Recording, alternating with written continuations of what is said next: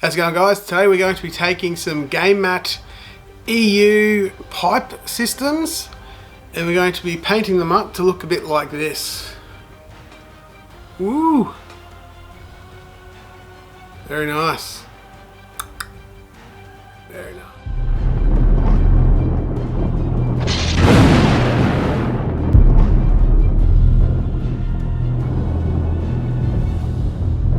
Alright, so we're going to go over how to paint the pipelines. I think the standard way they come is just fine. I think they look great. I think Gamemat.eu has done a really good job when it comes to pumping out something that can just straight out of the packet, straight out of the table. It looks great. The only problem I have is that they're a little bit shiny and I wanted something a little bit more damaged and weathered and beaten up. So here we go. Learn how to paint these suckers. Make them a little bit more weathered and damaged and decrepit. Should be fun. Let's do this. Boom. So here we are, the original straight out of the box look. Like I mentioned, you can just throw them straight on the table like this, but make them look a bit grubbier, more worn out.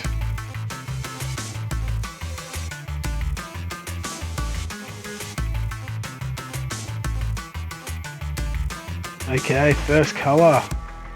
Get some green on there. This will be our slimy look when it's done.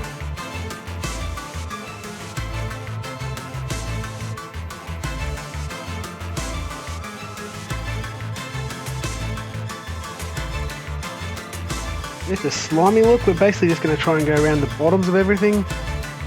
Anywhere that water might flow around or near.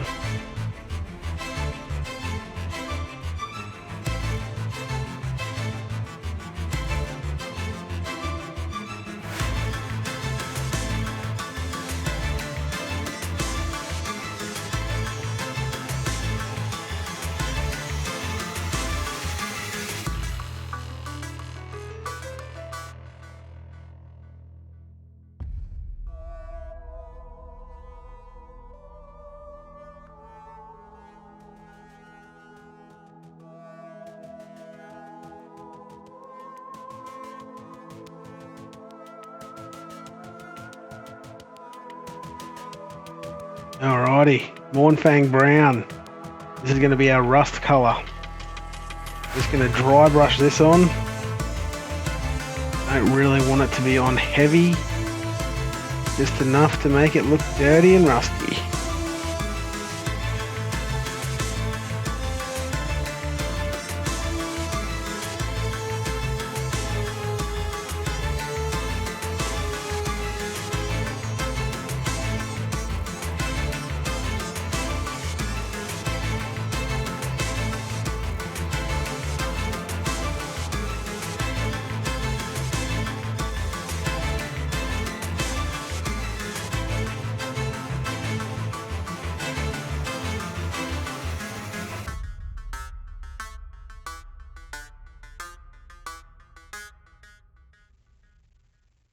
Even just this level, it definitely takes it up to another notch. It's just enough to make it look a little bit rusted, but we're going to go a bit further than that, as you've seen.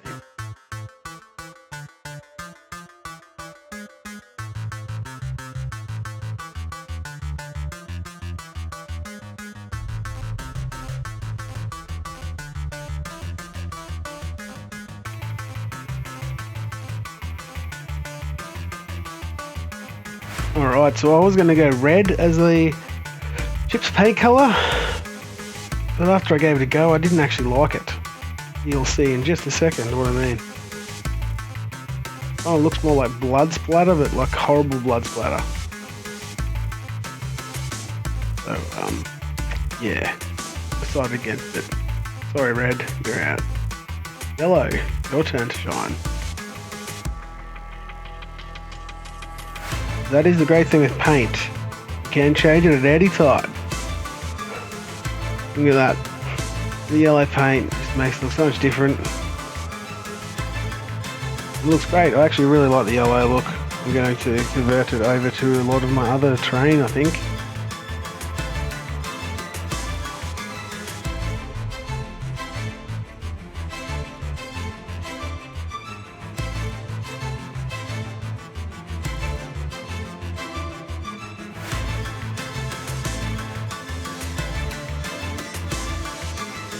real trick with terrain is it really is just the backdrop, not the main event. The main event is the models.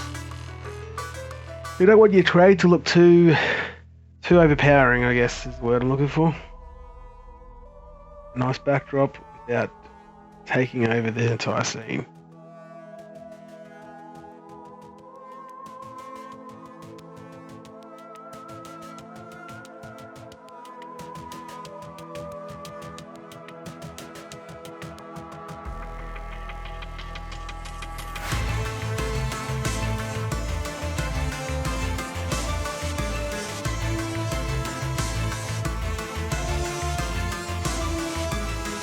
Alright, the next level of yellow, Dawn Yellow. Just a lighter version of the last one. Basically just going to like bring up some little tiny highlights, make it just sort of just pop.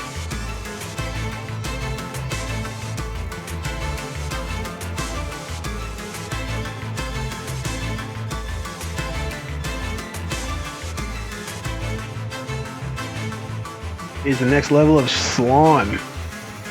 I have actually fallen in love with this colour when it comes to making the slime look. I use it on everything. I'm obsessed with it. Obsessed.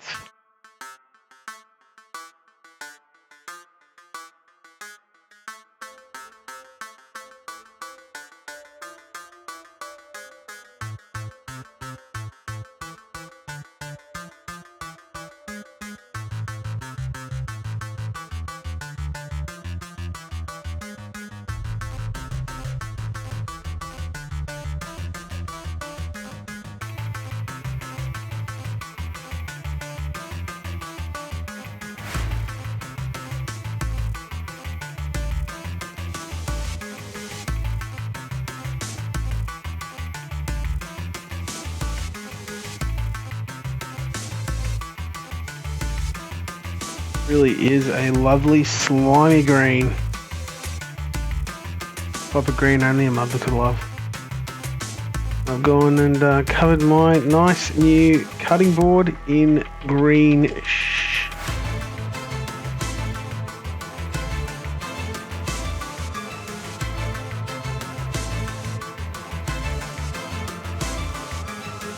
Here's where we make it look nice and grimy now. Everybody's favourite, Agthrax Earthshade. What I want to do is go just a bit higher than the green, so the green will actually be underneath the Agthrax Earthshade. Some parts you want to leave the green above the brown. It's just where it kind of pops out in different areas. It just gives multiple little effects.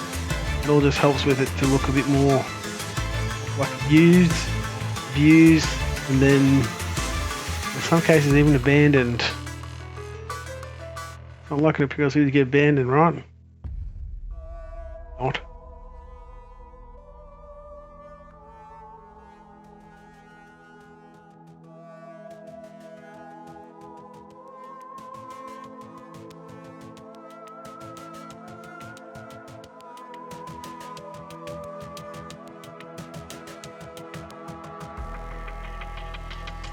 Yeah, sorry I painted everything in the bottom corner there. This was my first attempt at a paint video, so have to keep in mind in future to try and have things more towards the middle of the table. Live and learn, right? Either way, give us a like and a subscribe just because you feel sorry for me. And if you're wondering, none of that spilt Agthrax Earthshade went to waste. Use every drop of it. Every single drop.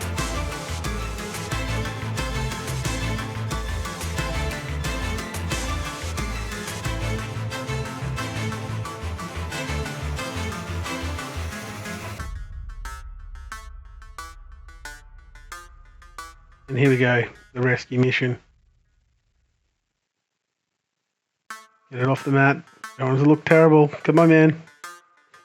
Get it in there. Oh, that'll do.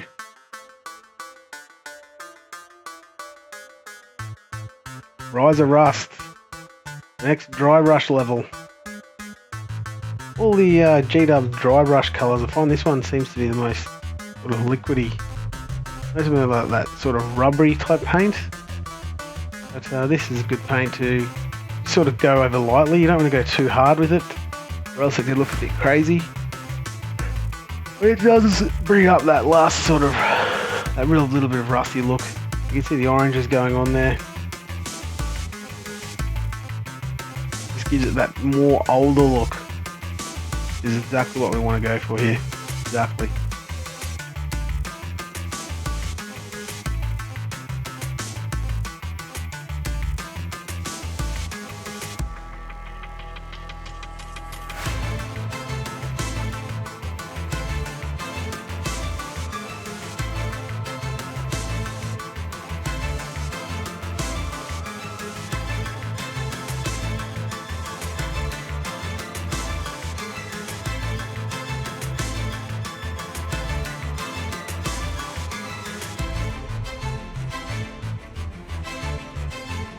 Alrighty, now we're going to go over all the little gizmos. This is like the back paneling on lots of little, kind of like, I don't know what they're called, little gauges I suppose. And we're also going to go over some computer screens and a few of the electronics. So some places it's going to be a bit of a base colour, other parts it's going to be the actual main colour.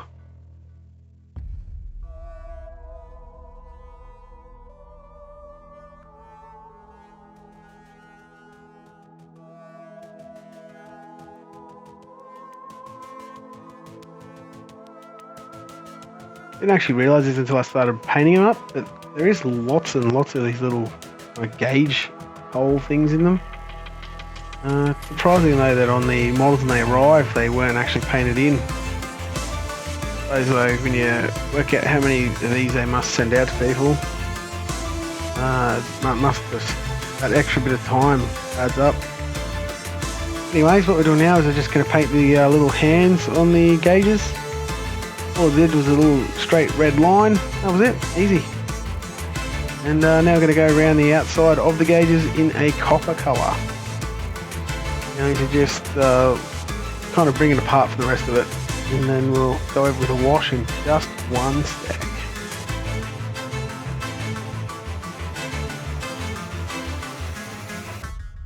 Don't know why, but I'm loving painting computer screens green lately. Makes me feel like I was back at school in the 80s when doing the dot matrix computers. Make me feel old thinking about that.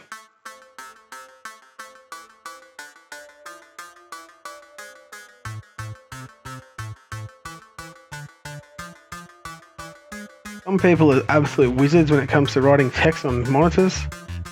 I'm actually not. So I just do a couple little squiggles. You're playing a game of 40k, if you're more interested in what's on the computer screen, you probably shouldn't be playing 40k. So anyways, this is me doing a bit of a wash over the dials and stuff. This kind of adds it to that grimy look, otherwise you get these like bright prime looking pieces, these dirty rusted old pieces of junk. And this is my new favourite colour for blood splatter. My main goal here was to cover up a lot of those original red colours. Kind of worked out good. Did it in a couple of places. So, looks like someone was shot or wounded or stabbed. I mean, this is a violent world. Very violent world. For the last part, we're going to do some graffiti. Basically, this is going to be like a background colour. Kind of like the graffiti artists come up, just sprayed it with this purple to start with. Then they'll do their graffiti over at the top of it afterwards. I have not actually done graffiti before, so this was my first attempt. Let me know what you think. Definitely need practice, but looks better than I thought it would.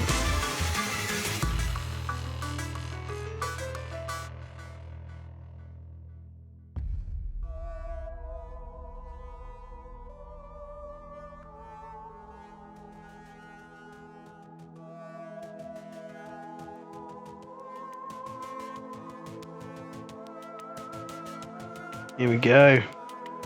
This is a paint pen.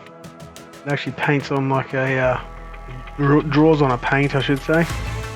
Gonna write some cool words. This one's fully sick, mate, fully sick. I think this one was the G-Man one. Oh no, this thing is going to be in Kaboom. Going back to the old Batman series. Maybe you guys are old enough to know what Batman used to be like back in the day. It was way more awesome. Not even joking.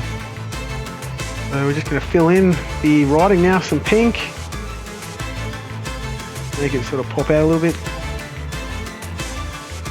And that's leading in towards the end. The end of our repainting build, I guess you'd say. Not really a build, but still took a bit of time. All up, this was probably about 2.5, 3 hours.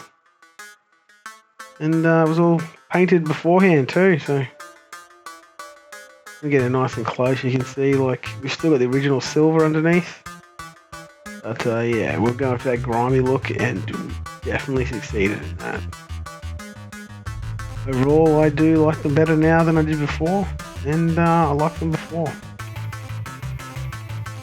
That's a video for this week, guys. I will see you next week. Enjoy.